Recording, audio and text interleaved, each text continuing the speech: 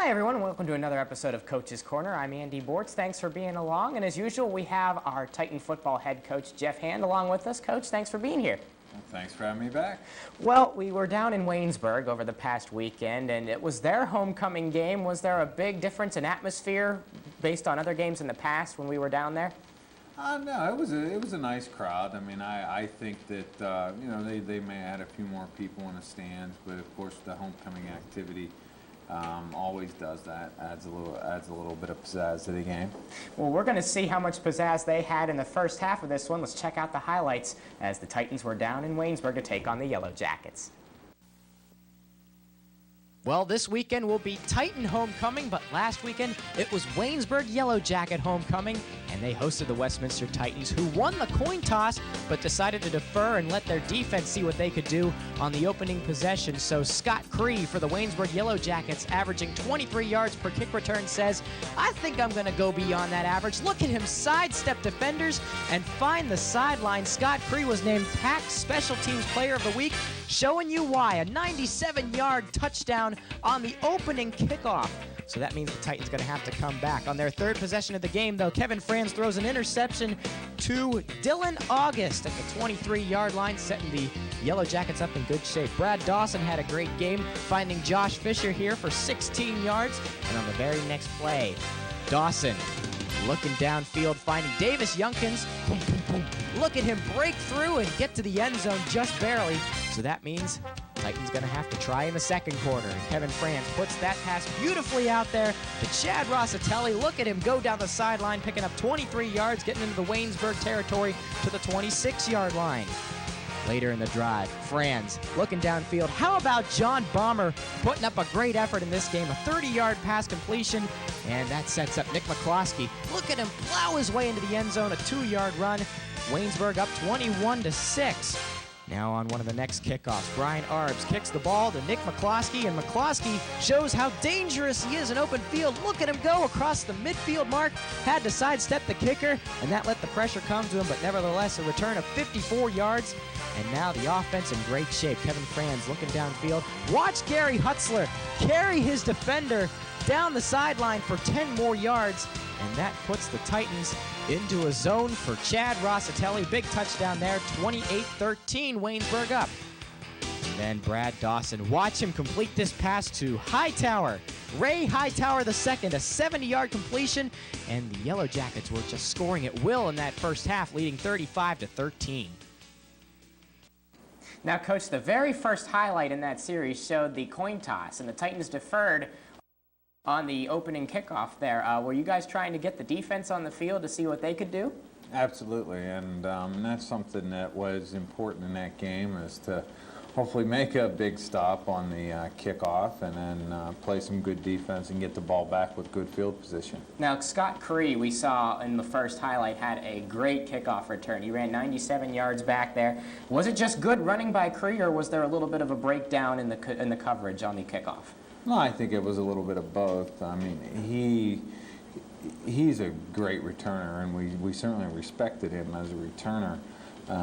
We just probably respect him a little bit too much. We were almost a little too tentative. We need to be a lot more reckless on that team and get ourselves in a better position to make a play. Now, when you say getting in a better position, like what exactly in a coach's mind would have been the ideal coverage and scenario for a case like that? Well, in that scenario, we just we were tentative. We were tentative on taking on our blocks, tentative on trying to make the perfect play rather than getting ourselves attacking the ball. What we didn't see in that highlight reel was on the first play from scrimmage for the Titans was Kevin Franz falling down, had to fall on the snap because it was not to his hands directly. Was it a case of the offense feeling a little nervous when the Yellow Jackets put up such a quick score? I'm not exactly sure. I mean, you never know why, but we had two things go wrong in that play, and Kevin didn't make a bad play worse, and I think a young, inexperienced quarterback potentially would have tried to pitch the ball to the running back and make a bad play worse. he just went down and lived to play the next play. Now, how much did that really impress you as far as maturity level and handling a situation like that on the part of the quarterback? Well, Kevin is maturing each and every day. That's something that is an ongoing process. We're all maturing, and that's something that we have to realize. To make the best decision, sometimes it's to cut your loss a little bit.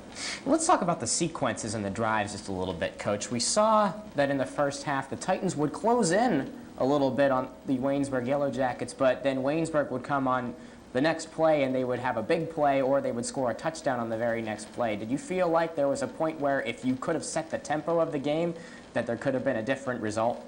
Oh, absolutely. I think the fourth down tackle, when you saw the running back catch the ball out of the backfield, where we hit him about 3 or 4 yards outside the end zone. If we keep him outside of the end zone there, I think that's potentially a different game. We were playing pretty good defense at times early. It's just that we weren't making the key stop. Now, considering you guys were playing good defense, was there any major difference in Waynesburg's defense that you noticed compared to years past that made them come out on top in the game? Well, their defense last year was even better than the defense that they had this year. But they did a great job of getting some young guys who were just having average seasons stepping up and making plays for them. Now, this was a very similar game in the first part of the going as we were heading toward the halftime mark. Very similar to Heidelberg's game. So what was the message going into the locker room? Well, the message going into the locker room was, we were starting to move the ball. We knew we were capable of making a stop. We just had to do it. And we had to step up as leaders and change the course of the game that was occurring in the first half. Okay, Coach, let's check out what was happening in the second half of this game against the Yellow Jackets. If you've never been to Wiley Stadium in Waynesburg, all the grandstands are to the one side of the field because, as you can see, the other side has railroad tracks. But the Waynesburg Yellow Jackets weren't going to slow down their locomotive. Off this Andrew Clark punt, watch Scott Cree weave his way through the middle, showing you why he was named PAC Special Teams Player of the Week, a 29-yard return. But it was Brad Dawson who had himself a great second half. This pass complete to Bobby Francis, 12 yards to the end zone. And now the Titans going to try and come back in the game. Nick McCloskey getting up the middle, getting ahead of steam. A 36-yard gain, getting down to the Waynesburg 41-yard line. And Sean Lahaki showing what kind of touch he can put on the football in the fourth quarter. Passes to Chad Rossitelli, 25 yards to the end zone for the touchdown. Lahaki going to look for Rossitelli downfield again, but he threw it to the wrong 7. It's intercepted by Dylan August. He's going to return it 45 yards to pay dirt. Big game for him, too. Putting the Yellow Jackets up 56-20. And Sean Lahaki still not going to give up. He's looking down the field to the left side. He's going to find John Bomber. Look at him leap out and grab that ball. A nice pass, 26-yard gain. Lahaki once again, this time looking to the end zone. Gary Hutzler open in the back corner, and that puts the Titans to within 30, 56-26. But once again, the special teams just doing such a great job for Waynesburg. Troy Garove going to return this ball a long distance, 65 yards in fact, getting all the way down to the Westminster 25, and that's going to put the game away with the Ed Hederman rush, 1 yard, and that's going to end this one, 63-26, your final from Waynesburg. Now, Coach, going into halftime with a deficit like we noticed, do you have to set goals for the team? And if you do, what kind of goals would you set if you're going to try and whittle something down? Well, the bottom line is, at that point, is taking it one play at a time. There isn't such a thing as a 21-point play or a 14-point play in the sport of football, and it's taking it one play at a time, and it's not getting concerned about how many points we're behind. It's moving forward and playing the next play. Let's talk about the performance of Waynesburg's Scott Cree in that second half, because he was named PAC Special Teams Player of the Week. What was it about his return game that was making it so difficult to bring him down? Well, bottom line is he has speed, he has ability, he's a good player, and made the plays when he needed to. Let's talk about Sean Lahaki, too, because he came out in the second half and really did put up some pretty good numbers for the first part when he was leading those series downfield. Lots of success in the passing game overall, though. So is that one of those elements where you look at the passing game and you think, well, this is definitely something that we can keep using in the future? Well, the passing game has been steady, and that's something that we have to continue to nurture, continue to foster it in its growth. But the bottom line is we threw too many interceptions, and that's that's both of the quarterbacks, and there's many reasons at times of why those interceptions happen. But we need to get better at that part of it as well, and we're never satisfied in any part of our game. Now, Kevin Franz is a junior. Sean Lahaki is a freshman. What differences in their styles of play do you notice whenever they both get a chance to play on the field? Well, they're both very good quarterbacks, and they both know our entire offense. Kevin has the upper hand as far as knowing the ins and outs of the offense a little bit more, just by the nature of being a junior. And he has led us for 3 seasons now, and Sean has an innate ability to make that big play. Unfortunately, he's thrown a few picks, but he plays with no fear, like a lot of freshmen do, and that's the way it should be. And he really showed it on the field. Let's go back to the defense real quick. Now, the game before, Corey Meeker won himself a nice little award, getting named Defensive Player of the Week by the Pack. What kind of elements from that Teal game do you need to take coming into Bethany when they come to homecoming 2008? What kind of elements do you need to take defensively from that performance to use in this performance? Well, our defense is actually, they're going to be facing one of the best offenses in the conference. These next 2 weeks, our defense is really going to be challenged, and the level of maturity needs to be there. And we did show a level of maturity in the Teal game of keeping them in wraps, so to speak. And and that's something that we need to do, and we need to show that we have some third-year starters on that defense, which we do. Okay, Coach, well, we're going to talk a little bit more with you in just a little bit, but now we're going to go to a quick break, and then we'll go back with your Pack Report. Stick around. You're watching Coach's Corner. Ready to get your broadcasting career off and rolling? Then it's time to explore your options by being a part of Titan Radio at Westminster College. We try to run the radio station as closely as what might be found in the real world. There's student anchors, student reporters, student producers. It's really hands-on, and you learn a lot your first year. From keeping the community informed, I'm Pamela Marlowe with the Titan Radio News Update, to keeping the community entertained. Reuben 5, going out on tour again. You'll get all the radio experience you could ask for, and more, only at Westminster College. If we can't beat the competition's price, we'll just give you the car. But a vehicle is more than price. A whole lot more. Gio Crivelli consistently invests in manpower, training, and equipment to deliver car buyers peace of mind. From our state-of-the-art repair and service garage to our award-winning auto body repair center, Gio Crivelli is prepared to earn your trust. Gas, stingy Impala to rugged Silverado, Gio Crivelli Chevrolet, Route 18, Newcastle. And remember, if we can't beat the competition's price, we'll just give you the car. Good evening, football fans, and welcome to another edition of this week's Pack Report. The half-week portion of the season has come and gone, and not without some serious upsets from 2 teams in the Pack. The battle of the season was not for first place bragging rights, but for to see who would get out of the bottom of the pack. It took 43 points and 4 overtimes, but Teal came back from a 21-point deficit and upended Bethany on their home turf on Saturday, 50-44. The win broke the worst Teal start since 1995, as the Tomcats now have 1 win overall and 1 win in the pack. Bethany opened the game with an 18-yard scoring pass from Chad Smith to wideout Taylor McNeil. Teal answered on their first possession with an option pass from halfback Bryce Meredith to Tim Van Horn for the touchdown to tie the game at 7. From there, it was all Bethany as the Bison posted 3 more scores on the board before halftime. Smith and backup QB Jeff Joyce fired passes to tight end Jorge LeBoy for Bison touchdowns, and running back Eric Walker pushed into the end zone from 7 yards out to put the Bison up by 21.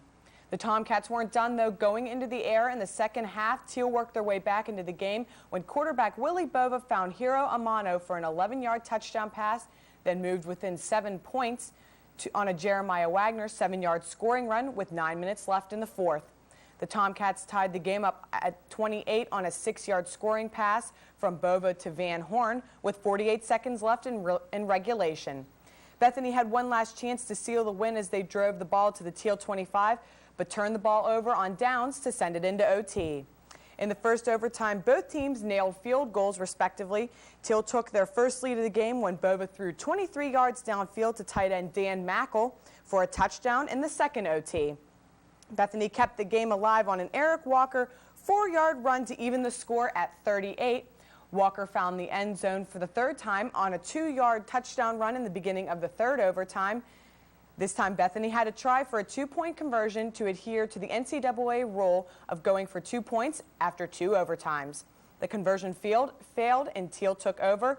The Tomcats tied it up again when Bova threw a 5-yard touchdown pass to Van Horn, but the contest went into a fourth overtime when Teal could not connect on their 2-point conversion. Bova sealed the deal, though, for the Tomcat win when he dashed 10 yards into the end zone for the winning score. Bethany had one last chance, but that was shattered when Teal's Matt Joy intercepted Smith's pass at the Teal 9-yard line to seal the Tomcat win. Eric Walker ran for 105 yards and 3 touchdowns to lead the Bison. Teal was led by Willie Bova, who threw for 4 touchdowns and racked up 374 yards, as well as the game-winning touchdown. Bethany will take on your Westminster Titans for homecoming this weekend. Kickoff from Bury Stadium will be at 1:30 p.m. Teal now has a well-deserved bye. Thomas More had no trouble ousting St. Vincent on Saturday, coming away with a 34-7 win.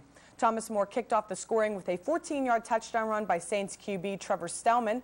The lead increased when freshman running back Kendall Owens scored on a 42-yard touchdown run as time expired in the first quarter. Owens scored again in the second on a 38-yard run to put the Saints up 21-0. Stellman scored again for the Saints when he ran the ball in 4 yards for the touchdown, but Thomas More did not stop there as running back Anthony Knott, another talented freshman for the Saints, dashed 50 yards for the Thomas More touchdown. St. Vincent was able to muster out one more score on a fumble recovery by Armando Fortunato, who ran 10 yards for the touchdown, but it was not enough as the Saints went on to secure the victory. Stellman led the Saints with 154 yards and rushed the ball for 113 yards and also 2 touchdowns. Kevin Corona led the way for the Bearcats with 71 yards. Thomas More will travel to Grove City to take on the Wolverines, while St. Vincent will face still undefeated W&J. Grove City continued to roll over the weekend as the Wolverines convincingly routed Geneva 38-13. Grove City didn't waste any time scoring right out of the gate by giving the ball to go-to man Brian Mercer for a 6-yard touchdown run. Grove City went to work again, handing the ball off this time to none other than Brian Mercer, this time for a 1-yard push into the end zone. Geneva went 3 and out and was forced to punt, which resulted in a Stephen Mercer 83-yard return run for another Wolverine touchdown. With this run, Mercer earned his first punt return for a touchdown and broke the record, which is 82 yards, set in 1986. Grove City didn't stop there and went up 28-0 on an Andrew DiDonato 34-yard touchdown pass to Clayton Hall. Geneva answered when A.J. Delmonico returned the kickoff 88 yards for a Golden Tornado touchdown. A 28-yard Craig Bicehouse field goal gave the Wolverines a 31-6 halftime lead. Brian Mercer closed out the scoring, though, for the Wolverines late in the third with a 6-yard touchdown run to give the Wolverines 38. Geneva was able to only score once more late in the fourth quarter on a David Girardi pass to tight end Stuart Bell to give Geneva 13, but the damage had already been done. Grove City was once again led by Brian Mercer with 87 yards this week and 3 touchdowns, while Geneva's Stuart Bell racked up 77 yards and a touchdown for the Golden Tornadoes. Geneva will host Waynesburg for a night game at Reeves Field in Beaver Falls on Saturday. And now for the NFL Pick'em Challenge. Coach Hand, Andy, and myself gave our picks for the Cowboys' overtime loss to the Arizona Cardinals, San Diego's triumph over New England, and Cleveland's stunning victory over Eli Manning and the Giants on Monday night. And here's the results. Coach Hand is at 7, Andy is still at 1, and I'm sitting comfortably still at 6. Well, that is it for this week's edition of Pack Report. Don't go away. The County Line is coming up at 7:30 with all your latest high school and college sports scores and results. Keep it tuned. More Coach's Corner is on the way. Do you want to learn how to broadcast a big game just like the pros at ESPN? If so, the Broadcast Communications Department at Westminster College is where you need to be. At Westminster, you learn what it takes to be live out in the field. Westminster lets you learn all aspects, from behind the scenes in the truck, directing and running instant replay, to filming the action with a camera or announcing play-by-play. So if you want hands-on, live experience, check out the Broadcast Communications major at Westminster College. For more information, visit us online at titanradio.net. So you're a huge Western Pennsylvania football fan? Then ncnewsonline.com is for you. Crunch is an award-winning internet site of the Newcastle News devoted to area high school football, where you'll get a daily fix of schedules, scores, rosters, highlights, opinion, and player profiles, plus video and photo galleries. Online at ncnewsonline.com. It's football coverage as it happens, designed for you, the dedicated fan. Crunch online at ncnewsonline.com. Hey, and welcome back to Coach's Corner, everyone. I'm Andy Bortz, and this week my guest is kind of behind the scenes with the team, and it's Reverend Jim Moore. Thanks for being on the show with us. Andy, it's good to be here. Let's talk about your role on the team, because this is one of those things where it's really interesting because it's kind of a behind-the-scenes role a little bit. Tell us your involvement with the Westminster Titan football team. Not long after Coach Hand arrived on campus, he invited me to come down and talk with him, and talked about what it would be like to be the chaplain to the team as well as the chaplain to the college, and what that might look like. And it really takes on several different facets. The first one being to try to create football chapel opportunities for our student athletes on Saturday mornings before game time. And either I'll preach or we'll invite someone to come in and speak to the team as part of that 15-minute chapel period.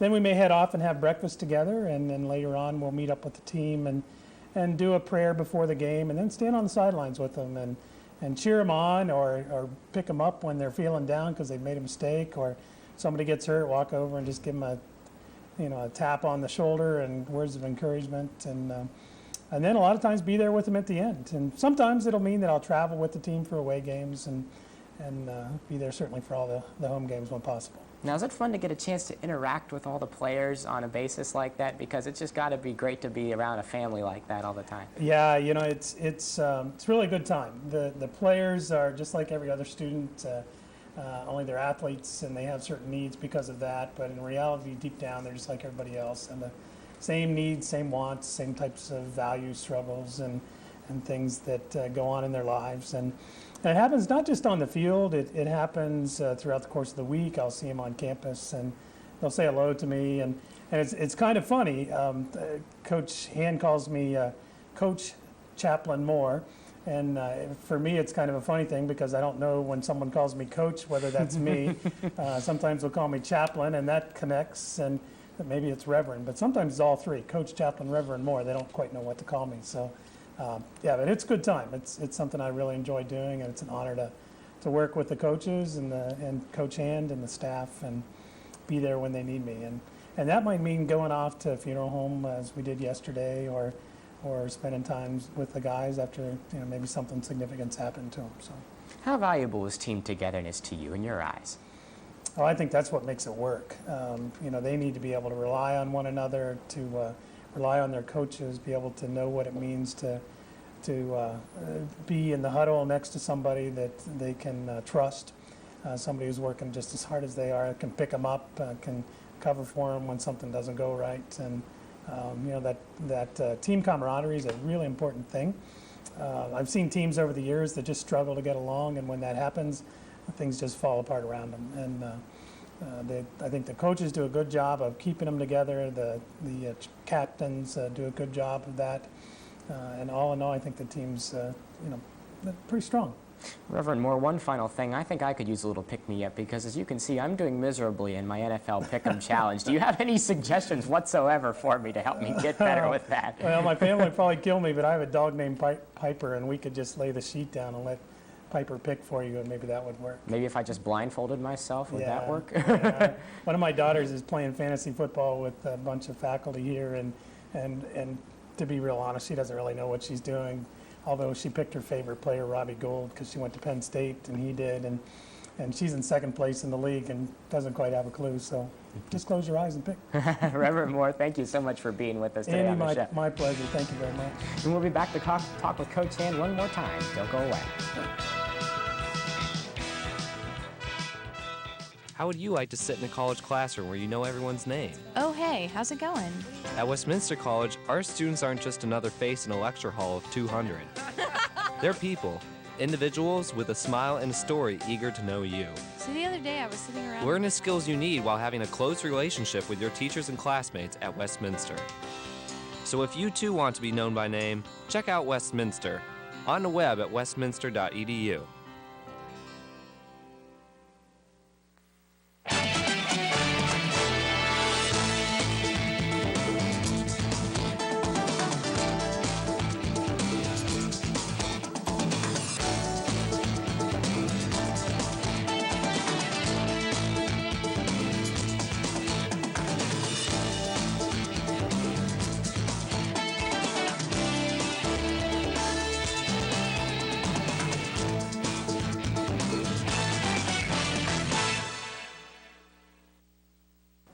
Welcome back to Coach's Corner with Coach Jeff Hand. One more time, Coach. Homecoming 2008. What's the emotion like with the team right now as they get ready for the big game?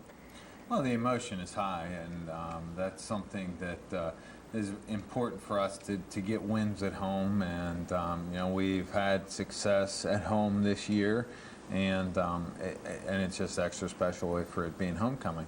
I'm going to have a crowd this year that probably is going to exceed what's been coming to homecoming in the past years with the new field, lots of alumni coming back. Is it good to have the record of being undefeated at home in a case like this? It's certainly a positive knowing that we're undefeated on the field, and not just the varsity. The junior varsity is undefeated as well. That's going to be a fun game to watch, but what thing do you think needs to really improve before they hit the field Saturday? Well, we need to understand that when we go out on a field that we need to have a collective vision and collective goal in mind, and you know, whether that's offense, and that's ultimately the collective goal is to score. We're doing a nice job of moving the ball, it's just scoring, and then defensively the collective goal needs to be to keep them out of the end zone. And Coach, one final question before we wrap up today. Is it okay if you make your NFL Pick'em Challenge picks and then I just sign my name on what you've picked, because I think I'm just having no luck whatsoever? Well, I'm having a little bit of luck, and this is actually the first year that I'm in first place for a couple weeks in a row. Just keep that in the back of your mind, though. I might need to sign off on your picks. Coach, thanks a lot for coming by, and we hope you guys get a big win on homecoming weekend. Well, thank you. Thanks for having me again. And thank you for watching. We'll be back next week, hopefully talking about a Titan win for homecoming 2008. Have a good one.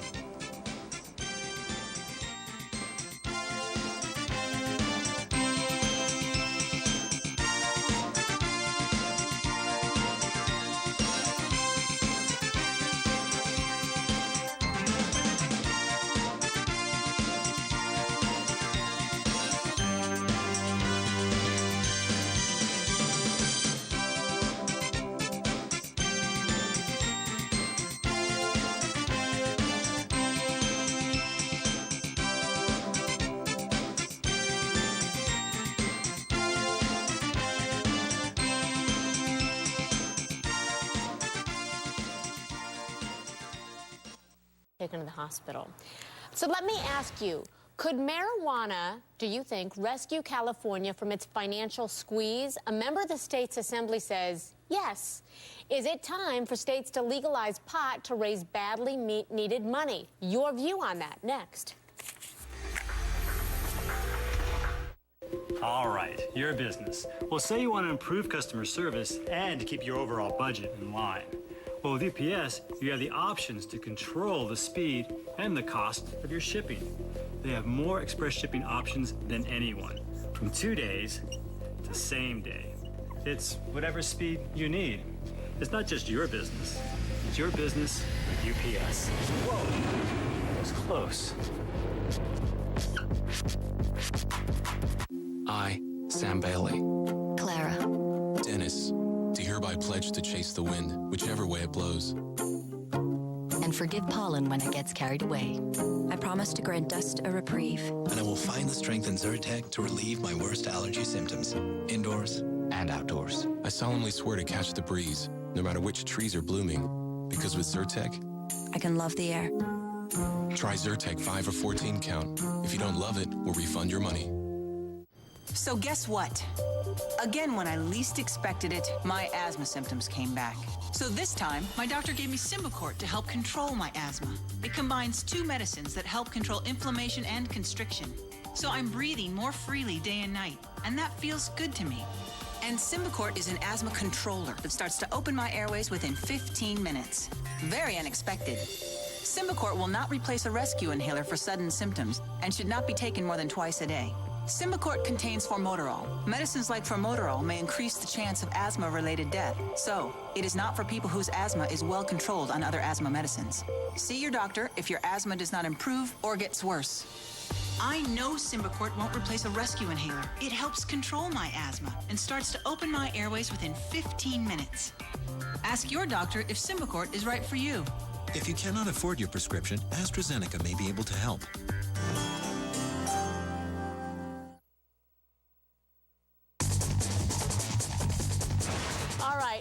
Is this one stirring up a lot of people? We told you before, a California lawmaker wants the state budget to legalize marijuana. He says legalizing the drug and taxing it would generate up to $1 billion for the cash-strapped state treasury. Well, we want to know what you think about this, and right now our callers and emailers are overwhelmingly in favor of legalization. Some of you are against it, though. Let's get to our viewers here. This is your segment. Heather is in Ohio. Heather, what's your view?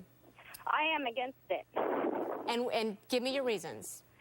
Well, I believe as parents we are taught to teach our children not to use drugs. And then by the government wanting to legalize it, you know, what is that teaching our children? And, you know, what are they going to legalize next to save money? Okay, Heather in Ohio, coming from a parent's point of view. Heather, thank you so much for giving us some time to chat here. Matt is in Michigan. Matt, thanks for calling. What do you think? I believe that it should be legalized. I believe that marijuana is the gateway drug because it's illegal. Because right now you have to get it from a drug dealer who more than likely sells other drugs. And since you've already broken the law, breaking it again is not that big a deal. And also, when I was in high school, it was easier to get drugs than alcohol because it was the other students selling it. Wow. Okay, Matt, what a perspective there. Thank you so much. Michael is in Oregon. Michael, thanks for calling. Give us your take. Yeah, I'm a marijuana card holder in Oregon, and I feel that I'm very proud of our legislature and law enforcement and the court. Over the years, we've been working this out for people that have cards. Most of the people are older and for medical reasons. We go see a doctor once a year and get checked out. And I live in southern Oregon here where the fishing's been taken away from us. We can't work in the woods anymore, and nobody's really got any insurance or anything. And this is for older people with they're just busted up to be able to come home and smoke a joint instead of a martini. I don't see anything wrong with it, but I don't want it legalized because here in Oregon we've worked it out where we have the patient grows his own, and it's worked out with the courts and the legislature how many plants we can have, and so. And it's medicinal in your case. Yeah, it's medicinal, and I think it should stay that way because in Oregon it works great all the way around for everybody. How we're doing it here and how we have been doing it. Okay, interesting. Michael, Michael, thank you so much. Michael from Oregon there, who uses it for medicinal.